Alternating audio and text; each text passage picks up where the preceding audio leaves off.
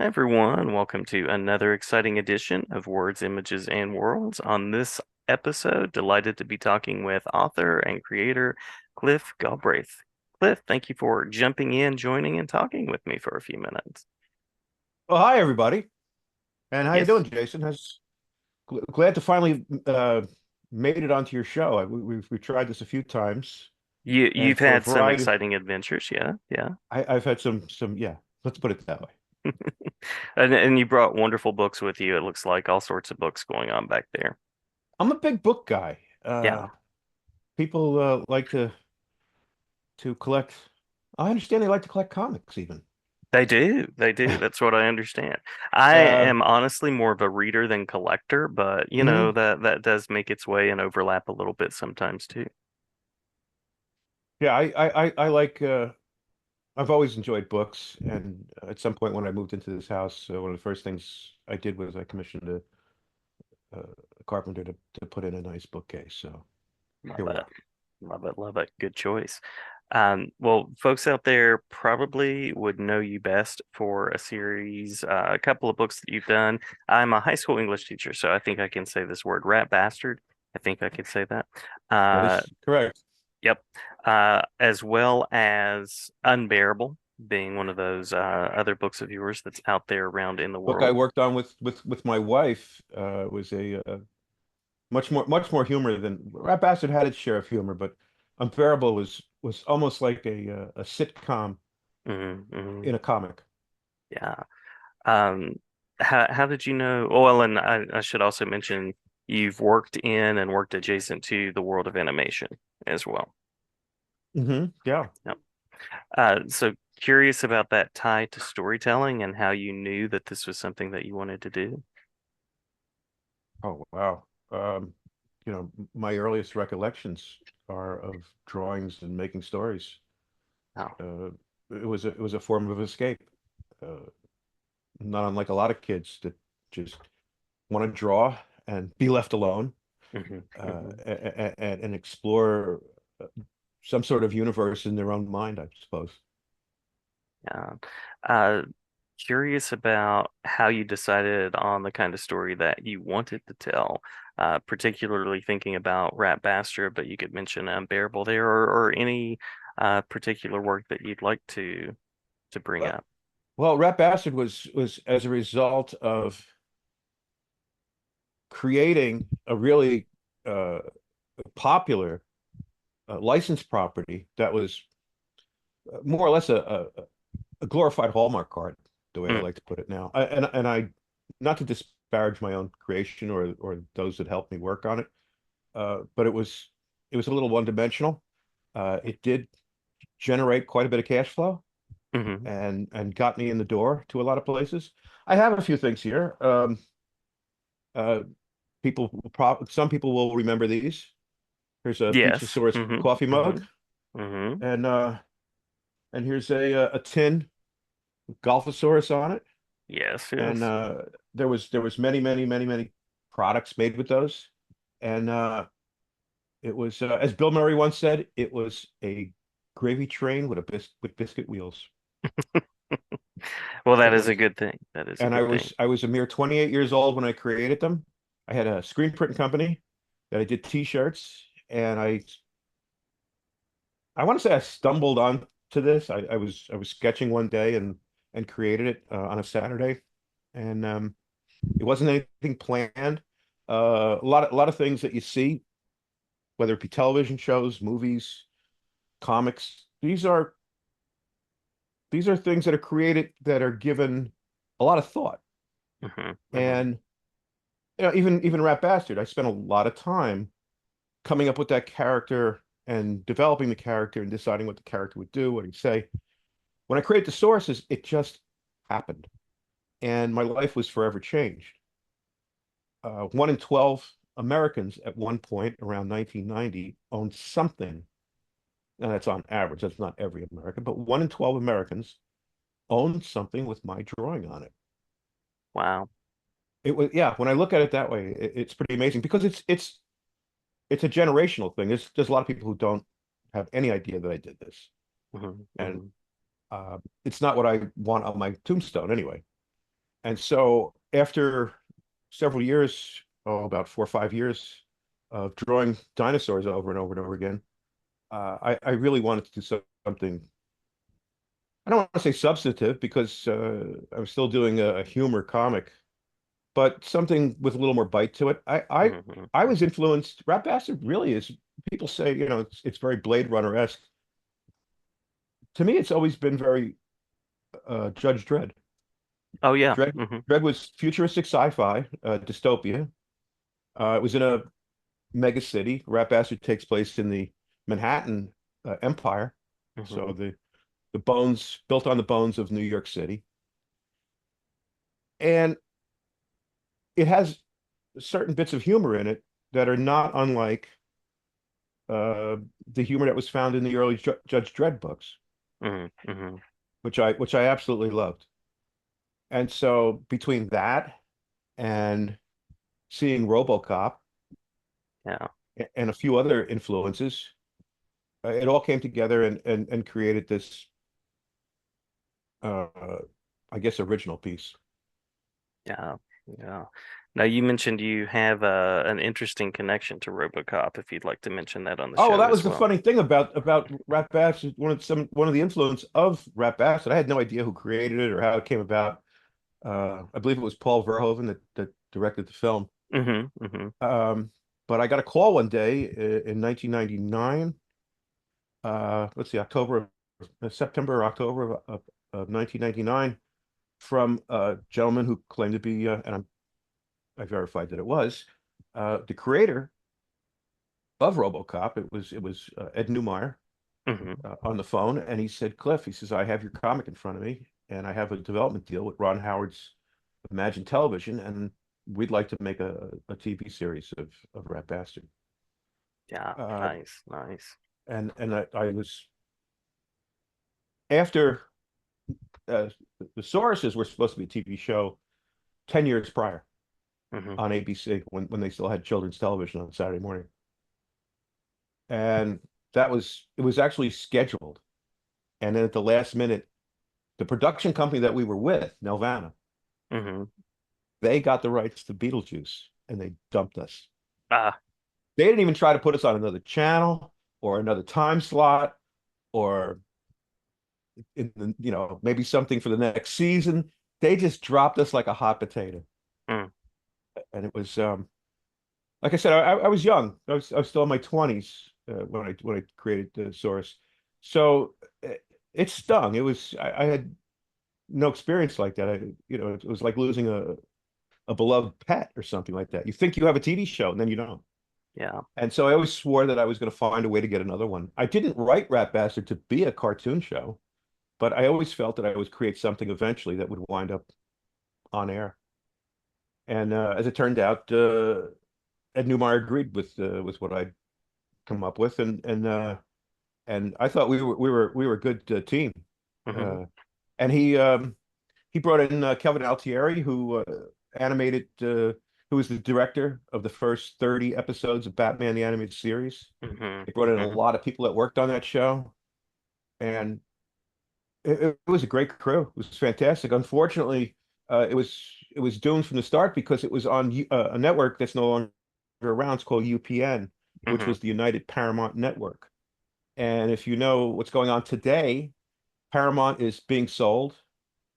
Uh, Paramount/CBS is being sold. But back then, Paramount merged with CBS, and the FCC said you can't own two networks. So they kept CBS and they got rid of UPN, and I went Mm. down the drain with it. Uh, Uh, so that was my second shot at television. I went out to LA for 4 years to try to sell the show to whoever would listen.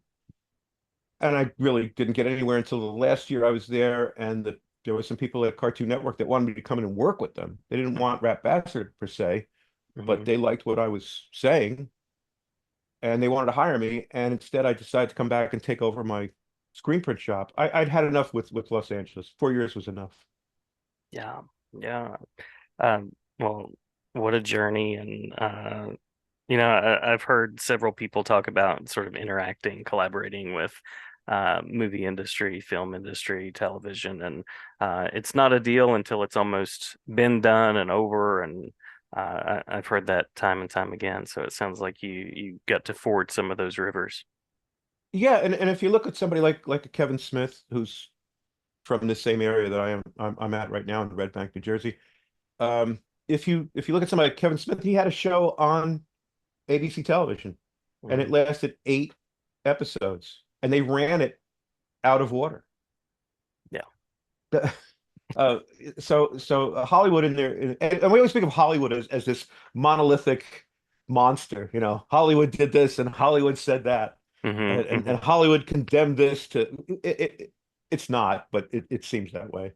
But they make some crazy decisions, Yeah. and the problem is that, if you want to be in a business like that, it's a collaborative effort, and it's Hmm, dependent on a lot of people making a lot of high stakes decisions. And if you make comic books,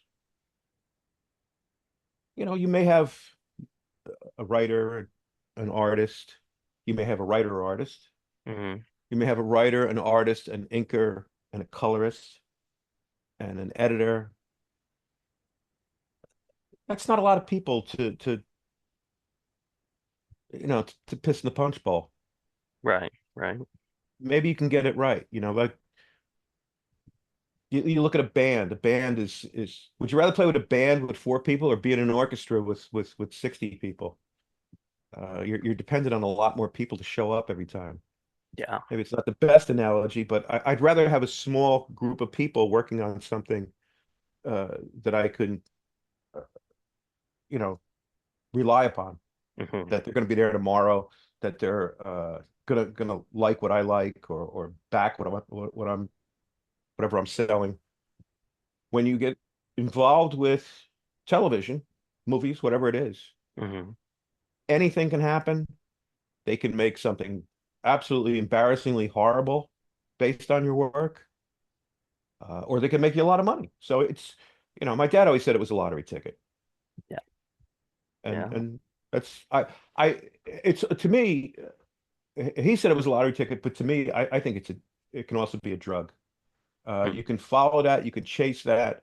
Um, I sold my house and moved out to LA, and then came back 4 years later. So uh, I was well, I was thoroughly detoxed by that time. All illusions about any of that was I was disabused of all of it eventually, and I have no desire. I haven't been out to LA since this month is 20 years that I've been here in Red Bank, New Oh, Jersey. wow. Yeah. I am 3 blocks from the river. I am 3 miles from the ocean. I am 3 blocks from Kevin Smith's comic shop. Nice, And nice. uh, and Mr. Springsteen used to live 2 miles down the street, but he moved over to Colts Neck. Yeah. But it's a great place. And when people make fun of New Jersey, they don't know what they're talking about, because this is really a lovely place.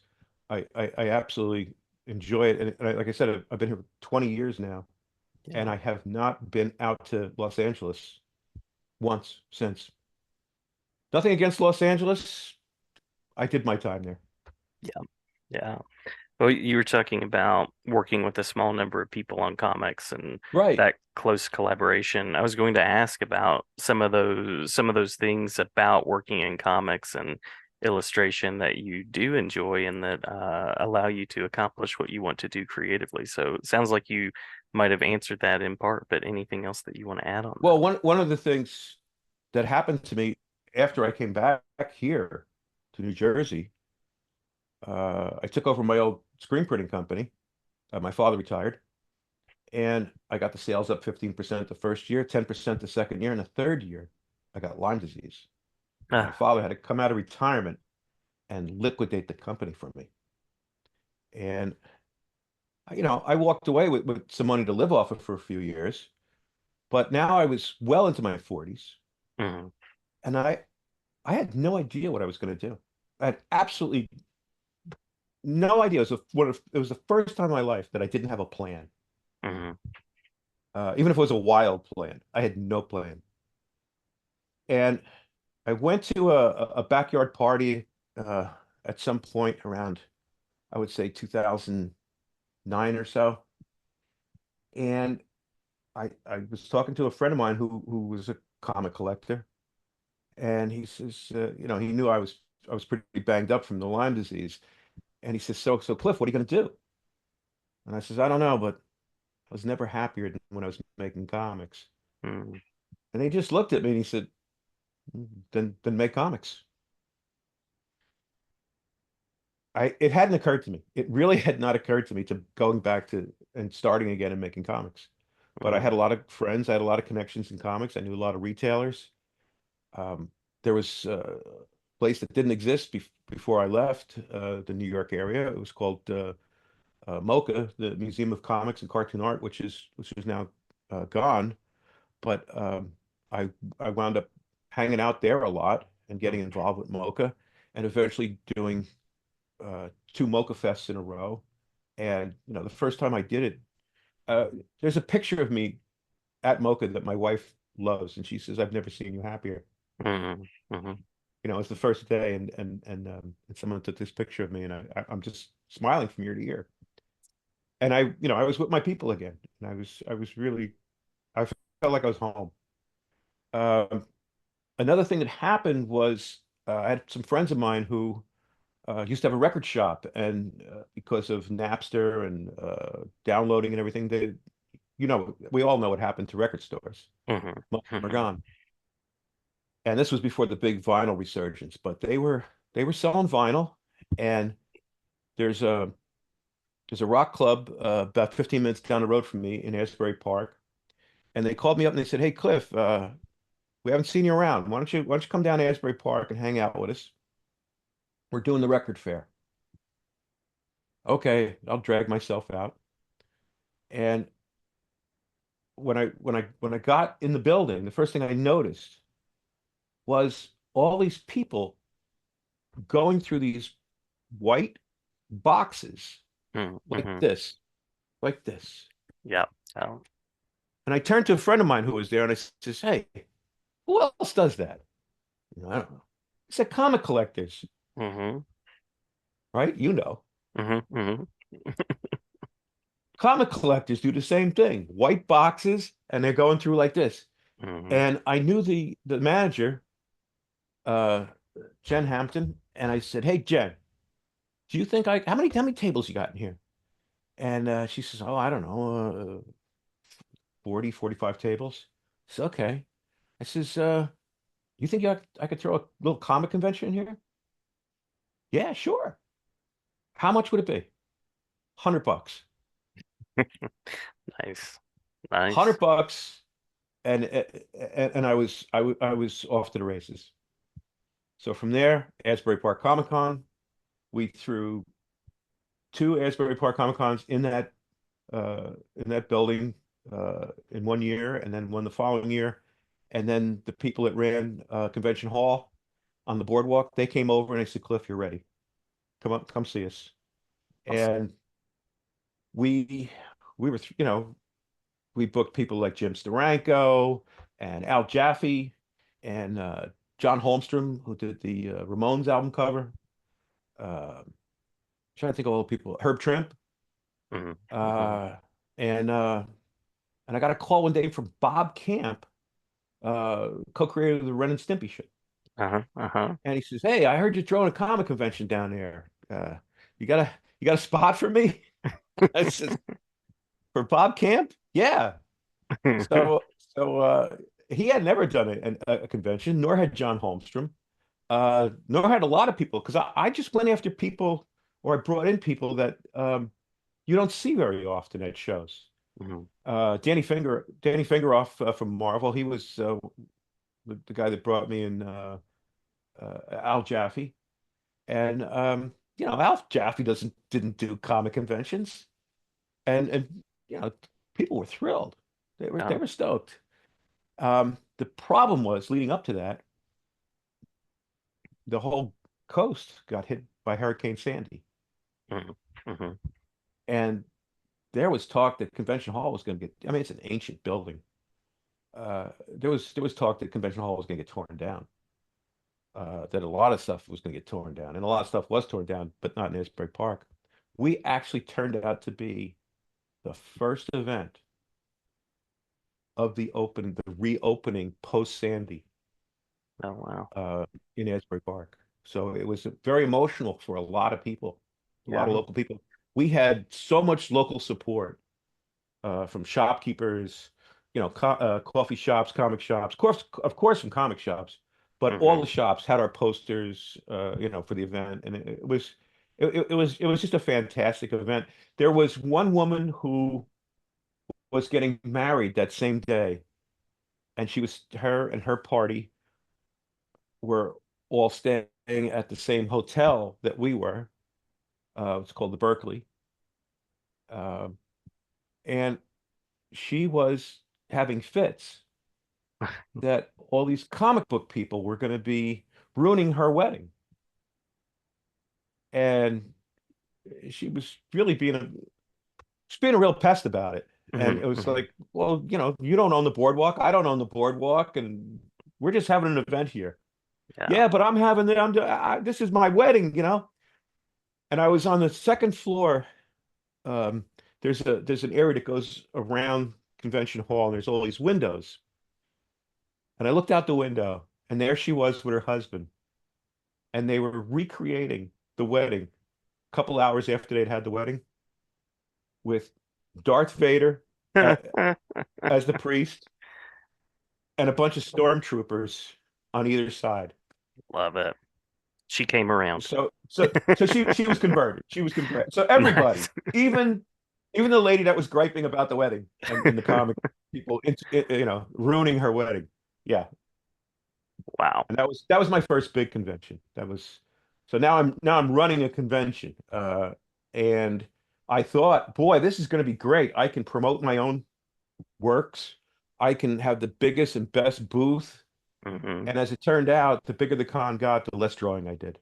Ah, Uh, People don't realize is uh, it takes 13 months to run a con, not 12 months. It takes 13 months. If you're running a convention and let's say what's today's date?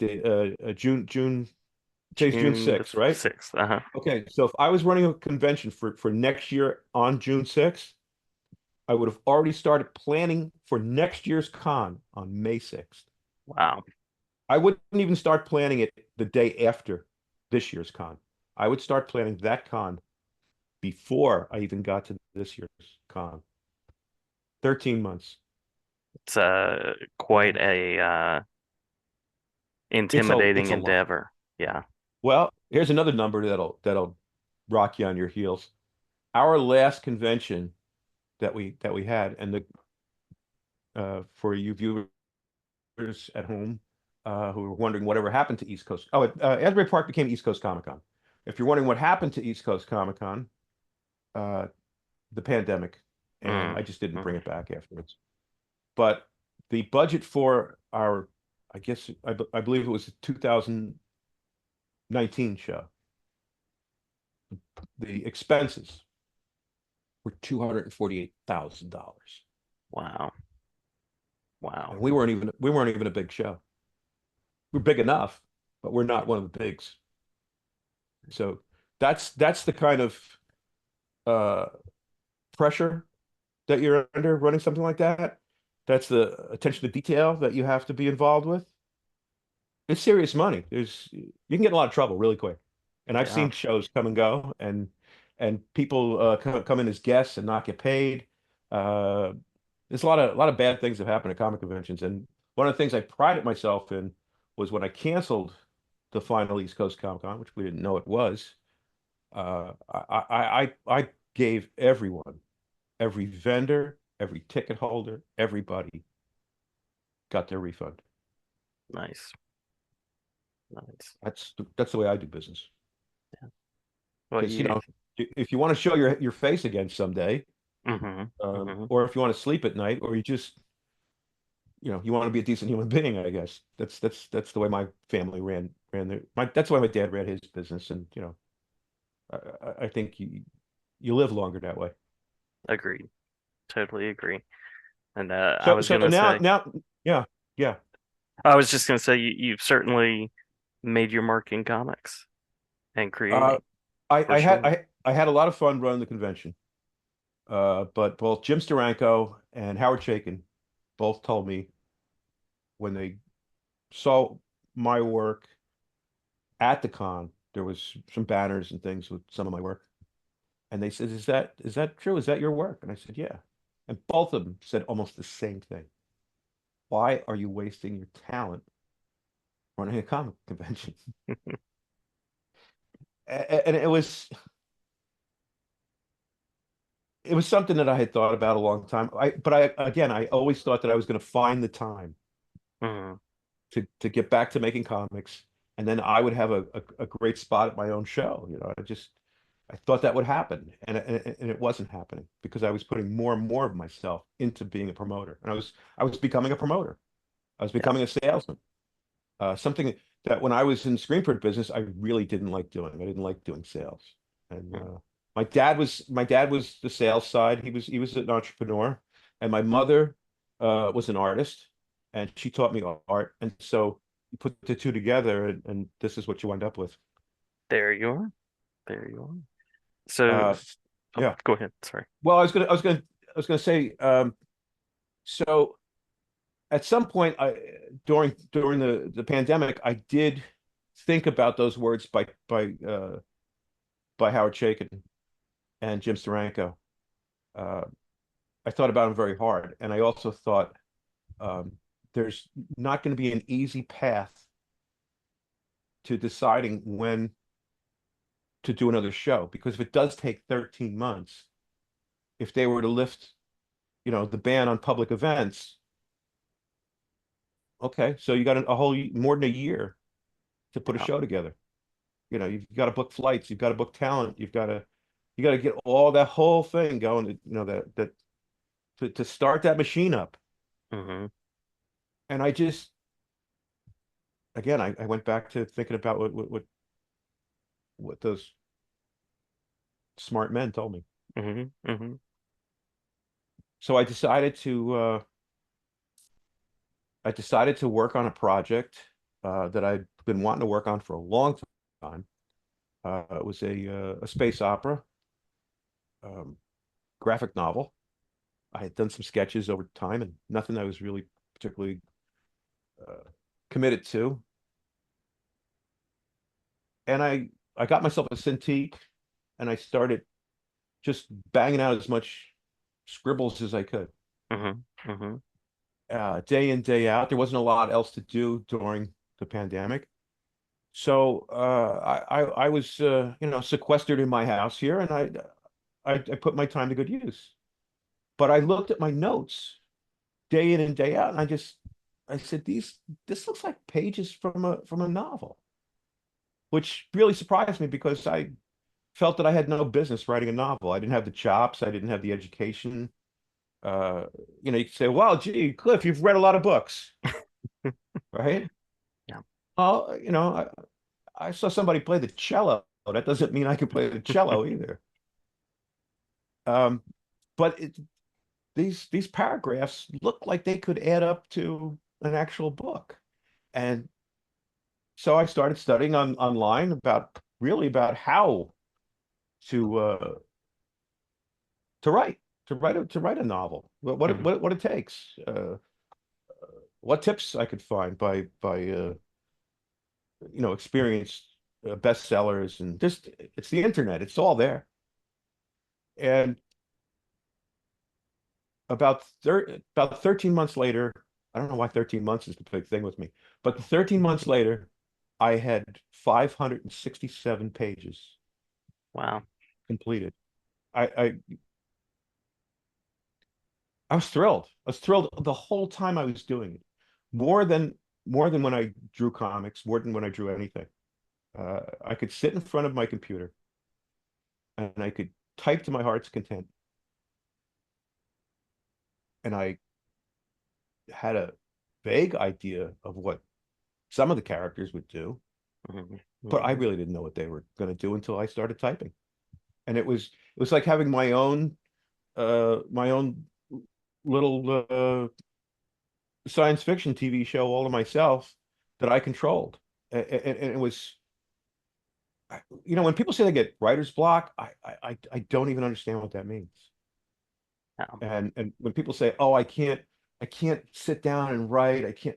I hear this a lot from people who are trying to write. And fortunately, I've never had that happen to me. I just I love it, and I hate to say this, but I love it more than drawing. I do. Sorry, comics. uh, that's quite all right. So if you found the thing. So if I want to go and I want to see what you've created and I want to find out more, where might I go? Oh, let's see. I would say my Instagram account, uh, Cliff Galbraith. Uh, there is the book is called Jagged Worlds, and I've just launched a Facebook page for Jagged Worlds. I have cliffgalbraith.com, and yeah, those are my big ones right now. The book is not for sale yet. I decided to write a prequel and a sequel. And the reason I haven't put out the original yet is because I want to see if there's anything in the prequel and the sequel that I would have preferred to have changed in the original. This is the only opportunity that I have that. So the book is complete, but I decided to write the sequel and the prequel, and that way, instead of releasing the book now and then going to write a sequel or a prequel, I get to a point in the story where I say to myself, "Oh, I wish I had included this Hmm. Hmm. in the original story. Now I'm in a cul-de-sac here. Now I can't do anything with this character, or I killed off somebody that I wish had stuck around." I'm giving myself the chance to get all this outlined now that I know who these characters are and what they're all up to. So uh, I would have liked to put out the book last year, Yeah. but I think I'm taking an approach that most authors don't think about, and it might be a little presumptuous to think that anybody's going to want a prequel or a sequel of this book, but this is how I'm going to roll. I like it. I like it. You have the full story vision in mind too. I Again, parts of it are coming along as I'm writing it, Yeah. and I'm surprised many times. Not I don't surprise myself. The story, the characters surprise me. I don't think that I'm that great of a writer to surprise myself, but I think the characters they somehow seem to take on a life of their own. Nice. Nice. Well, uh, But exciting maybe, but journey. may right. So maybe at some point I'll do a graphic novel of it. I'm not completely finished with comics. Yeah. Yeah. Well, glad to hear that you're exploring creating. Glad to hear that prose was the next step. And excited to see what's ahead. And glad to have you back anytime to talk about it as well. Right on. All right. All right. It was fun. Yeah, I'll be sure and share the link. Sorry for my puppy interruption there. That does happen occasionally. But I'll be glad to share the links and that you were sharing about the book so people can go and find out more. Sure thing. Thanks for the opportunity. Absolutely. Thanks so much.